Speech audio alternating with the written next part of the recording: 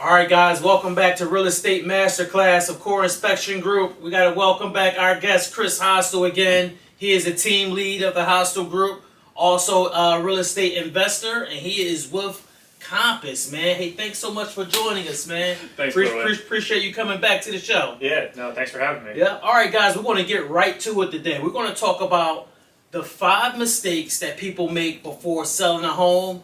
Lots of aha moments. Get that pen ready, guys. We're going to drop some gems. We jump right into it? Go for it. All right, so the first one, I actually saw this on a social media post you did the other day, so I had to bring you into the show so we could talk about it. But the first one, not preparing the house for the listing. So, very simply, and if you've ever been online, you've seen plenty of bad real estate photography where you're like, why would they show this? You know, you see people in the mirrors. I literally saw once a trash bag on the bed. Wow. In the photo. Now, obviously, this is some obvious stuff, but there's some really basic stuff that you can do as well. I mean, so the simple ones are paint, clean, get the house clean, spend the money. It makes a big difference in how the house presents. Buyers make a choice on their house literally within about 30 seconds of seeing the house. That first impression is super important. So it's not just a curb appeal. You mean actually when you come into the home? Literally look, when someone's buying a house, it's they're buying not just bricks and mortar, they're buying an experience, they're buying a lifestyle. And you have to present the best possible lifestyle you can to the potential buyers that come in. Awesome. And we're going to jump into number 2, wanting to list a house higher to leave room for negotiating. Now, I probably get 9 times out of 10, whenever we've come to an agreement with the seller on the price and what the market value is and what we're going to go for, the immediate thought process 9 times out of 10 is let's list it just a little bit higher, so we have room to negotiate. I understand it, but it's also such a wrong mentality to take. If you price it correctly at market price, or even scary enough just below market price, you're going to be that person that has offers in the first weekend, and you're not going to need room for negotiation. The only negotiation that's going to happen is how far over asking someone's going to pay, especially if you've nailed it below market. You'll get better terms, you'll sell quicker, you'll have everything you've ever wanted if you're willing to list it properly. But leaving room for negotiation will leave you longer on the market and just having to bring the price down later when less people are looking. So when you come in with those comps, how hard is it to build that trust with the seller?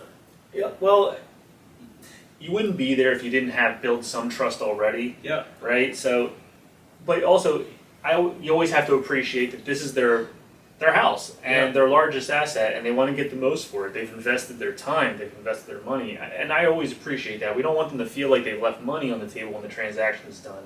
But we always have to remember that the price we're putting on that listing is not an indicator of value. It's the marketing strategy that we've chosen for their house. Great point. All right, guys, we're moving on to, you know what? I like this one.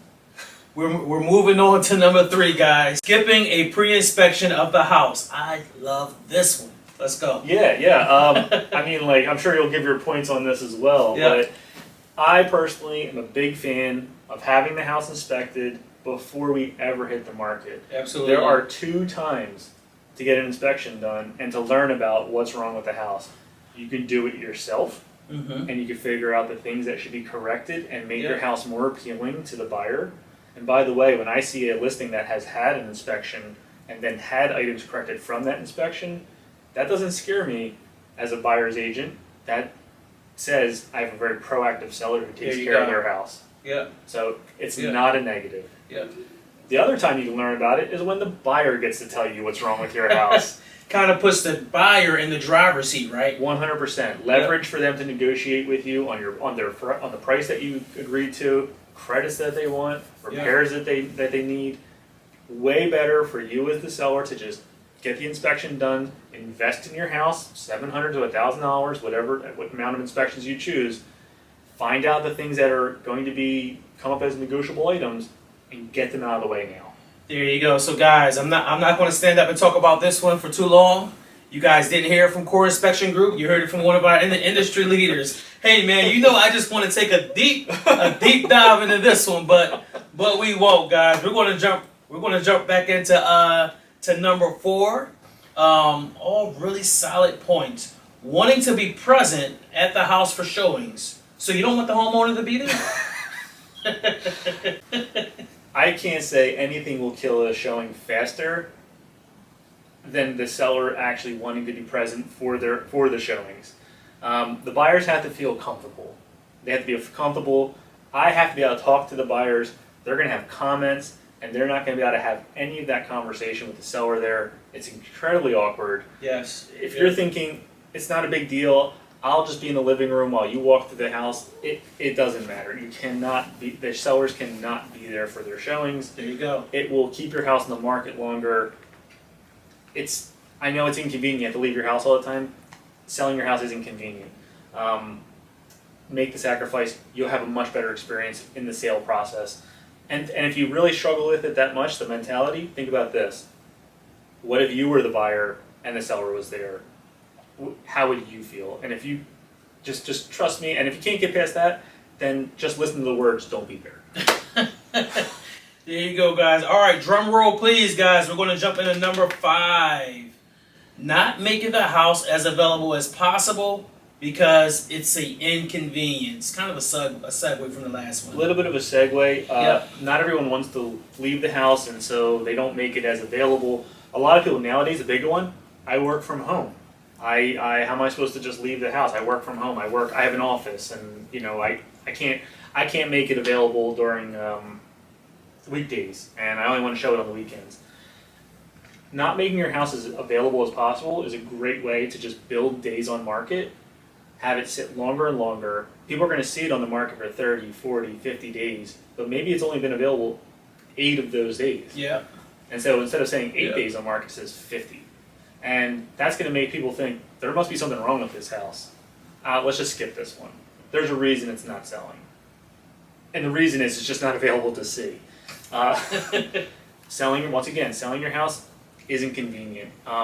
Keeping your house straight and tidy and neat. We all know none of us actually live like that. We don't live in magazines, but that is what we need to put forward when it comes to selling the house. Absolutely. So these tips, are these generally things that you're going to cover, like once you go out for an interview to meet someone on a listing? Absolutely. Are these the types of tips you're typically going to give them? Absolutely. I'm a big fan of setting the seller's expectations. The more you set their expectations, the better they're going to be prepared for everything. Awesome. Well, you gave us 5 nuggets, but I'm sure you have plenty more. So where can they find you? Where can they reach you at to get more tips on selling a home? Obviously, website, hvostalgroup.com. Email, chris@hvostalgroup.com. And once again, you can also find my Zillow profile. You can find me. There you go. Hey, guys, I got to say, it's not often that you get to interview the guy that actually designed your business card about 10 years ago. So having him here, and that's just being in this space, man, I tell you what, just watching you grow over these years, it's just been amazing. It's just been amazing. So thanks for coming out, man. I appreciate you. Till next time, we will get him back, guys. Until next time, take care, guys.